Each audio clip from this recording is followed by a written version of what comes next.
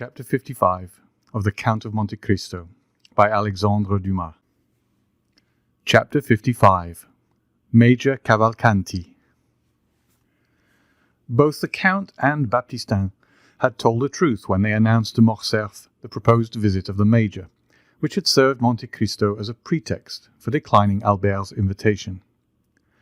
7 o'clock had just struck, and Monsieur Bertuccio, according to the command which had been given him, had 2 hours before left for Auteuil, when a cab stopped at the door, and after depositing its occupant at the gate, immediately hurried away, as if ashamed of its employment.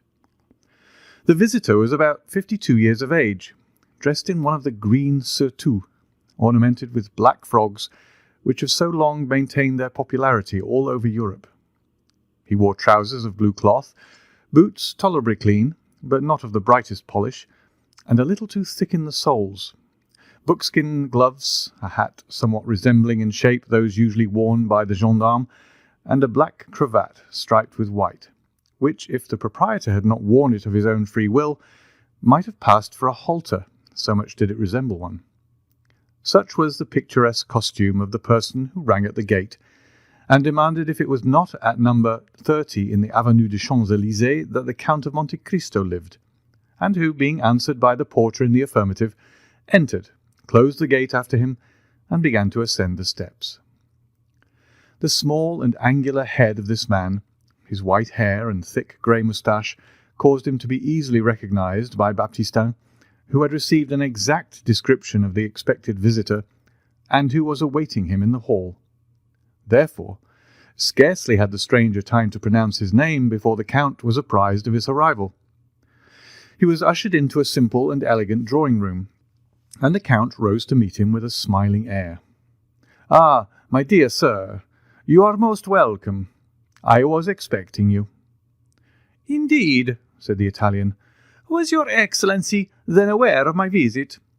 "Yes, I had been told that I should see you today at 7 o'clock." "Then you have received full information concerning my arrival?" "Of course." "So much the better. I fear this little precaution might have been forgotten." "What precaution?" "That of informing you beforehand of my coming." "Oh, no, it has not." "But you are sure you are not mistaken?" "Very sure." "It really was I whom your Excellency expected at 7 o'clock this evening." "I will prove it to you beyond a doubt." "Oh, never mind that," said the Italian. "It is not worth the trouble." "Yes, yes," said Monte Cristo. His visitor appeared slightly uneasy. "Let me see," said the Count. "Are you not the Marquis Bartolomeo Cavalcanti?" "Bartolomeo Cavalcanti?" joyfully replied the Italian. "Yes, I am really he." "Ex-major in the Austrian service." "Was I a major?" timidly asked the old soldier. "Yes," said Monte Cristo. "You were a major.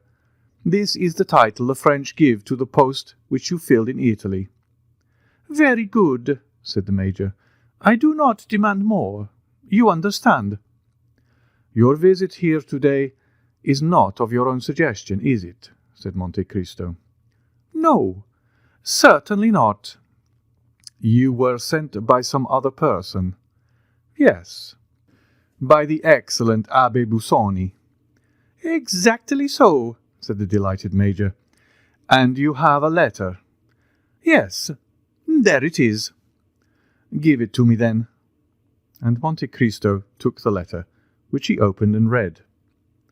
The major looked at the Count with his large, staring eyes, and then took a survey of the apartment.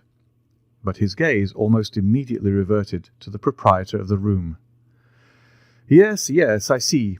Major Cavalcanti, a worthy patrician of Lucca, a descendant of the Cavalcanti of Florence," continued Monte Cristo, reading aloud, "possessing an income of 500,000. Monte Cristo raised his eyes from the paper and bowed. 500,000, said he. "Magnificent." "500,000, is it?" said the major. "Yes, in so many words, and it must be so, for the abbé knows correctly the amount of all the largest fortunes in Europe." Be it 500,000 then, but on my word of honour, I had no idea that it was so much. Because you are robbed by your steward. You must make some reformation in that quarter. You have opened my eyes, said the Italian gravely. I will show the gentleman the door. Monte Cristo resumed the perusal of the letter. And who only needs one thing more to make him happy. Yes, indeed but one, said the Major with a sigh. Which is to recover a lost and adored son. A lost and adored son. Stolen away in his infancy, either by an enemy of his noble family or by the gypsies.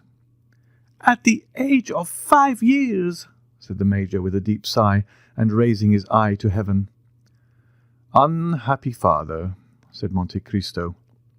The Count continued. I have given him renewed life and hope in the assurance that you have the power of restoring the son whom he has vainly sought for 15 years. The Major looked at the Count with an indescribable expression of anxiety. I have the power of so doing, said Monte Cristo. The Major recovered his self-possession. So then, said he, the letter was true to the end. Did you doubt it, my dear Monsieur Bartolomeo? No, indeed, certainly not. A good man, a man holding religious office, as does the Abbé Busoni, could not condescend to deceive or play of a joke. But your Excellency has not read it all. Ah, true, said Monte Cristo. There is a postscript.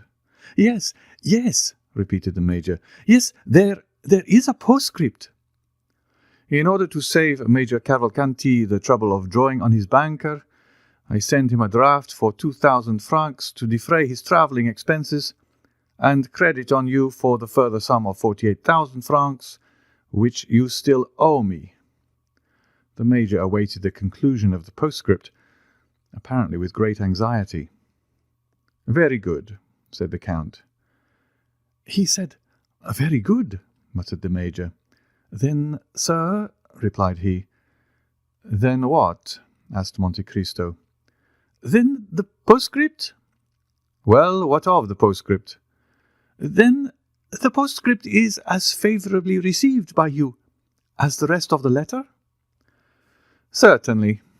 The Abbé Busoni and myself have a small account open between us.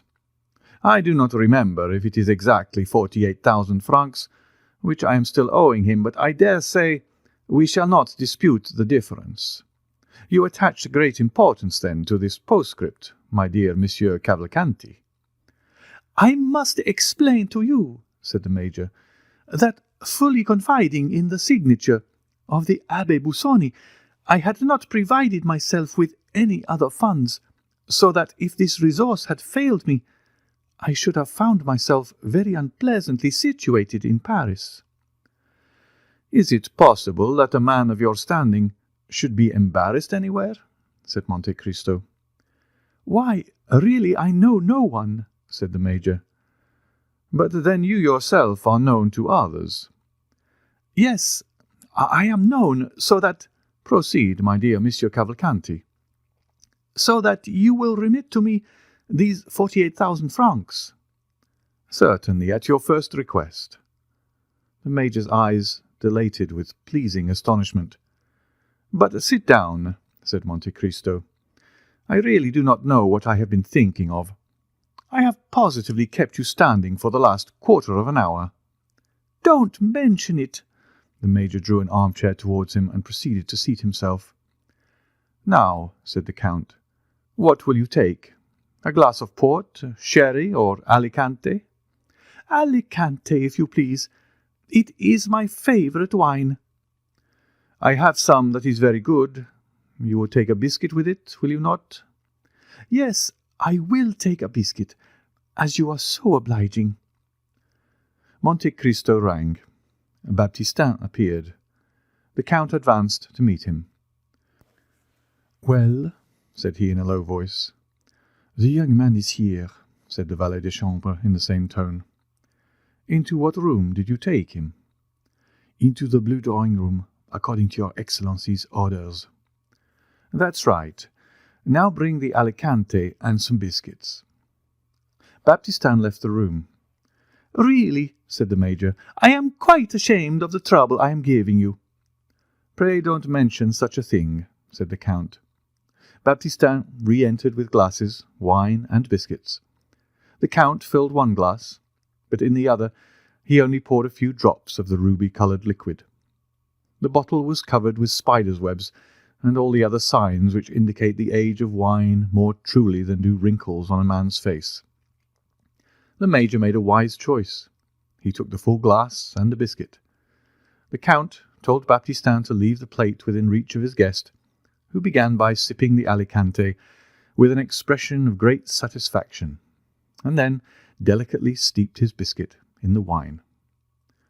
"So, sir, you lived at Lucca, did you? You were rich, noble, held in great esteem, had all that could render a man happy." "All," said the Major, hastily swallowing his biscuit. "Positively all." "And yet there was one thing wanting in order to complete your happiness." "Only one thing," said the Italian.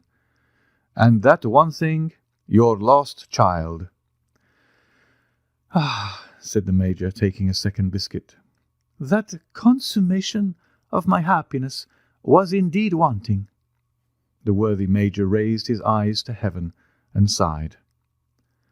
"Let me hear, then," said the Count, "who this deeply regretted son was, for I always understood you were a bachelor."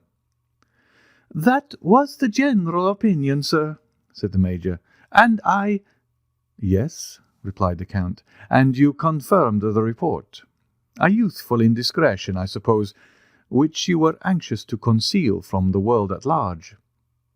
The Major recovered himself and resumed his usual calm manner, at the same time casting his eyes down, either to give himself time to compose his countenance, or to assist his imagination, all the while giving an under-look at the Count, the protracted smile on whose lips still announced the same polite curiosity. "Yes," said the Major, "I did wish this fault to be hidden from every eye." "Not on your own account, surely," replied Monte Cristo, "for a man is above that sort of thing." "Oh, no, certainly not on my own account," said the Major with a smile and a shake of the head. "But for the sake of the mother," said the Count. "Yes, for the mother's sake, his poor mother," cried the Major, taking a third biscuit.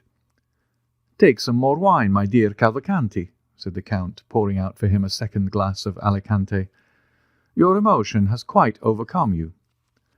"His poor mother," murmured the Major, trying to get the lachrymal gland in operation, so as to moisten the corner of his eye with a false tear. "She belonged to one of the first families in Italy, I think, did she not?" "She was of a noble family of Fiesole, Count." "And her name was?" "Do you desire to know her name?" "Oh," said Monte Cristo, "it would be quite superfluous for you to tell me, for I already know it." "The Count knows everything," said the Italian, bowing. "Oliva Corsinari, was it not?" "Oliva Corsinari."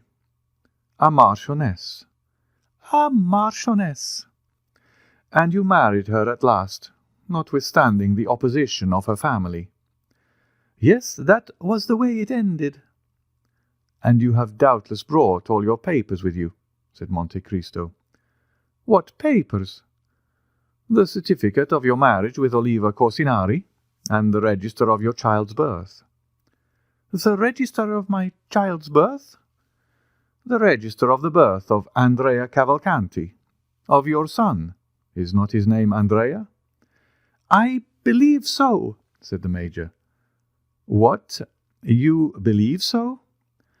"I dare not positively assert it, as he has been lost for so long a time." "Well, then," said Monte Cristo, "you have all the documents with you." "Your Excellency, I regret to say that not knowing it was necessary to come provided with these papers, I neglected to bring them." "That is unfortunate," returned Monte Cristo. "Were they, then, so necessary?" "They were indispensable." The Major passed his hand across his brow. "Ah, per Bacco, indispensable, were they?" "Certainly. Certainly they were, supposing there were to be doubts raised as to the validity of your marriage, or the legitimacy of your child." "True," said the Major. "There might be doubts raised." "In that case your son would be very unpleasantly situated." "It would be fatal to his interests." "It might cause him to fail in some desirable matrimonial alliance." "Oh, peccato!" "You must know that in France they are very particular on these points. It is not sufficient, as in Italy, to go to the priest and say, 'We love each other, and want you to marry us.' Marriage is a civil affair in France, and in order to marry in an orthodox manner, you must have papers which undeniably establish your identity." "That is the misfortune. You see, I have not these necessary papers." "Fortunately, I have them, though," said Monte Cristo. "You?" "Yes." "You have them?" "I have them." "Ah, indeed," said the Major, who, seeing the object of his journey frustrated by the absence of the papers, feared also that his forgetfulness might give rise to some difficulty concerning the 48,000 francs. "Ah, indeed, that is a fortunate circumstance. Yes, that really is lucky, for it never occurred to me to bring them." "I do not at all wonder at it. One cannot think of everything, but happily the Abbé Busoni thought for you." "He is an excellent person." "He is extremely prudent and thoughtful." "He is an admirable man," said the Major. "And he sent them to you?" "Here they are." The Major clasped his hands in token of admiration. "You married Oliva Cassinari in the church of San Paolo del Monte Catini. Here is the priest's certificate." "Yes, indeed, there it is truly," said the Italian, looking on with astonishment. "And here is Andrea Cavalcanti's baptismal register, given by the curate of Saravezza." "All quite correct." "Take these documents, then. They do not concern me. You will give them to your son, who will, of course, take great care of them." "I should think so, indeed. If he were to lose them—" "Well, and if he were to lose them?" said Monte Cristo. "In that case," replied the Major, "it would be necessary to write to the curate for duplicates, and it would be some time before they could be obtained." "It would be a difficult matter to arrange," said Monte Cristo. "Almost an impossibility," replied the Major. "I am very glad to see that you understand the value of these papers." "I regard them as invaluable." "Now," said Monte Cristo, "as to the mother of the young man." "As to the mother of the young man," repeated the Italian with anxiety. "As regards the Marchesa Cosinari." "Really," said the Major, "difficulties seem to thicken upon us. Will she be wanted in any way?" "No, sir," replied Monte Cristo. "Besides, has she not—" "Yes, sir," said the Major, "she has."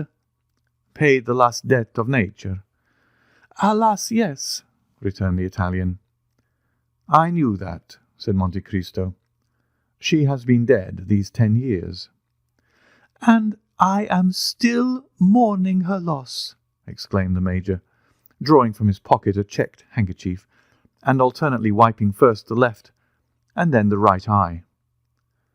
"What would you have?" said Monte Cristo. "We are all mortal.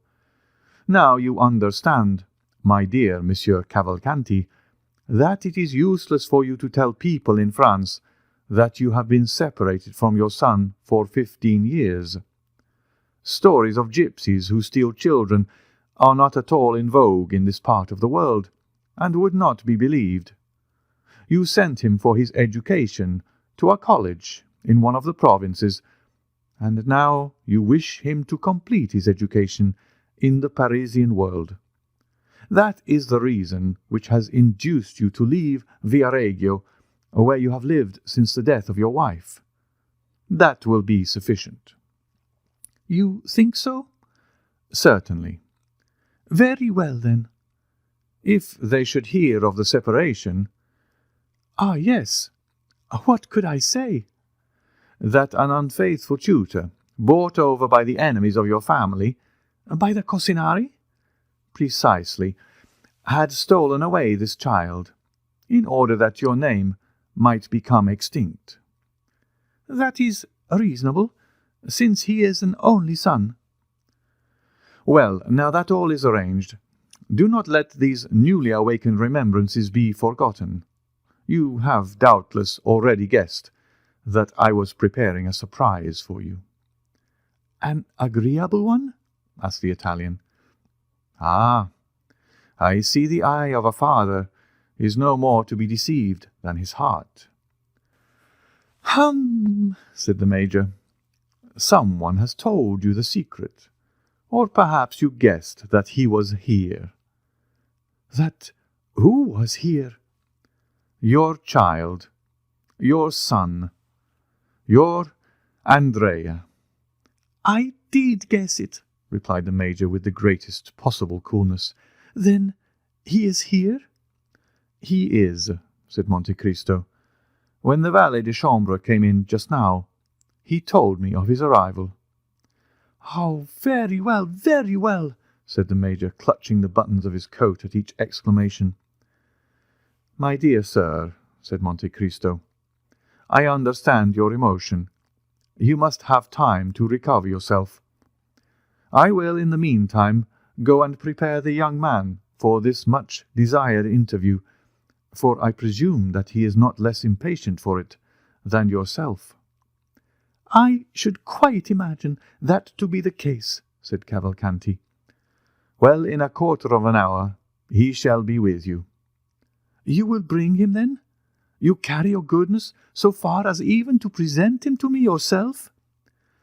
"No, I do not wish to come between a father and son. Your interview will be private. But do not be uneasy. Even if the powerful voice of nature should be silent, you cannot well mistake him. He will enter by this door. He is a fine young man, of fair complexion, a little too fair, perhaps, pleasing in manners, but you will see, and judge for yourself."